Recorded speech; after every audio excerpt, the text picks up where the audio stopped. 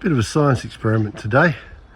This stump has got to go so that we can sort of have drive through access for the shipping container. So I'm going to try and burn it out. It's pretty hollow in the middle, so I'm going to see if I can turn it into a rocket stove.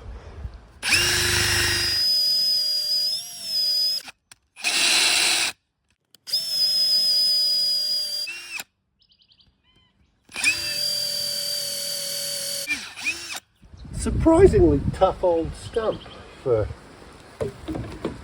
being dead for a million years and rotten, so I don't think the drill's going to cut it.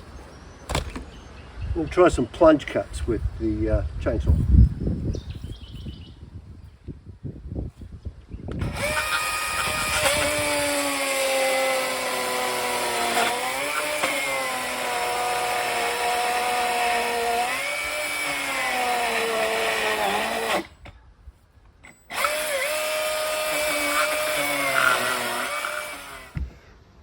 Pretty hollow in there, so we'll put a bit of carrow in, get the ball rolling, see how it goes.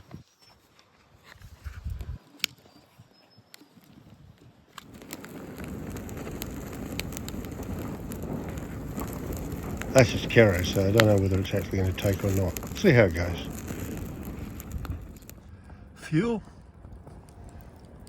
ignition, oxygen. Seems to be working quite well, but I reckon this side's going to burn out a lot quicker than this side. So, and then we'll just be left with half a stump. So I've cut a much larger vent in this side, and I think I have a solution to maintain this side even if it does burn out.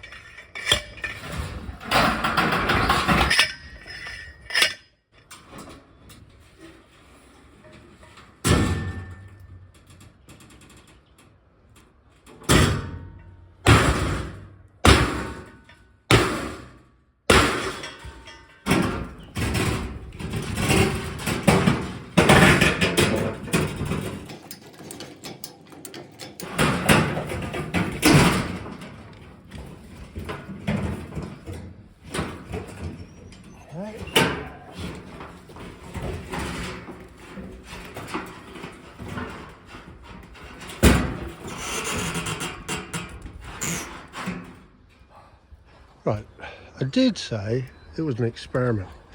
It's taken a while to get to what I think may be the right technique. The idea is not to pull it in from the corners, but to wrap it all the way around and through again and then crank it back. See this lip? This sheet of metal, by the way, is discard. It's the protective sheet for all the sheets that were delivered to make this tank. Anyway, this lip I think has been making my life a whole lot harder than it should have been. So I reckon if I just snip in a few places, like every 100 mils or so, which I'll need 2 hands for, things might come a bit easier.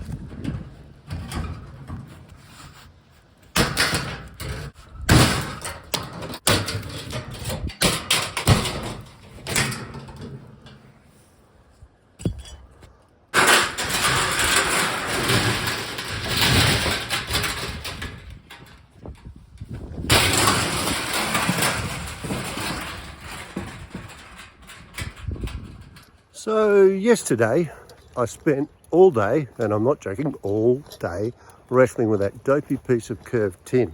Right at the end of the day, Ajax suggested to me that I might be barking up the wrong tree. There he goes. He came when I caught him, so he got a treat. Yeah, Ajax suggested I might be barking up the wrong tree, and I might want to use normal roofing tin where all the bends go in the same direction. It could be more malleable to my needs. So I spent 10 minutes starting on it last night. Then I had to go and cook dinner for various dogs and people. Came back this morning, of course the stump had gone out and there was still plenty of it. But I finished putting it together with roofing tin and it worked a treat. It is rocketing away like a Saturn V or a SpaceX Dragon for those of you unfortunate enough not to have been around for the moon landing. You missed a day that day. But yeah, it works a treat. Look at this. Don't get too close, it's bloody hot. You've got all these little vents down the bottom.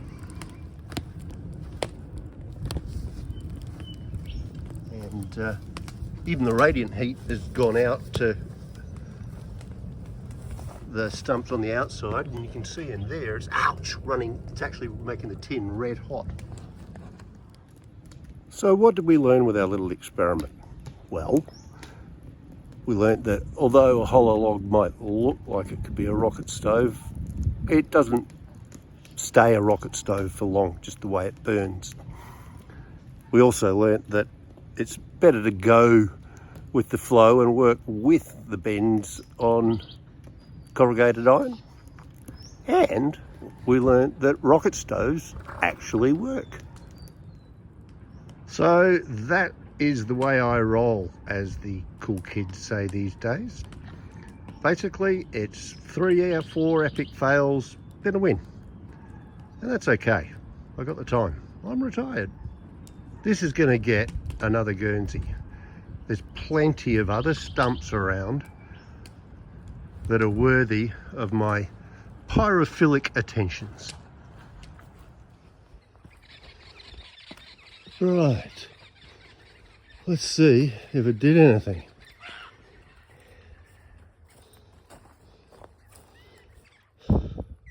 Okay, there's plenty left, but all the outside is gone.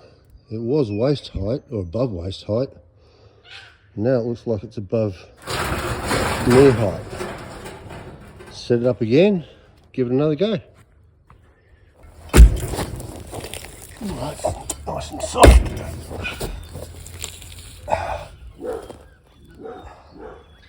Ajax, come!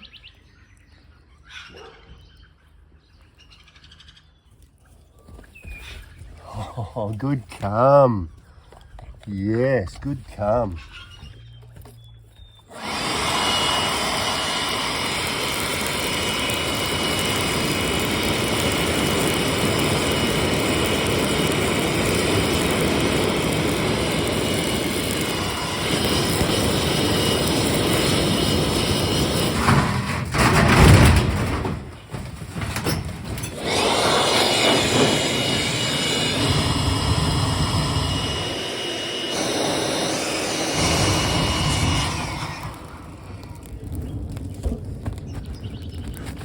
You can see why furnaces use blowers.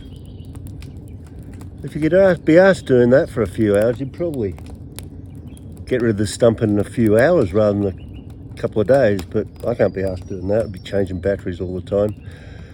It also explains why bushfires seem to be more dependent on the wind than anything else. Fuel, ignition, oxygen. Oxygen makes a big difference. However, I will let this battery run out. Found the lock-on switch.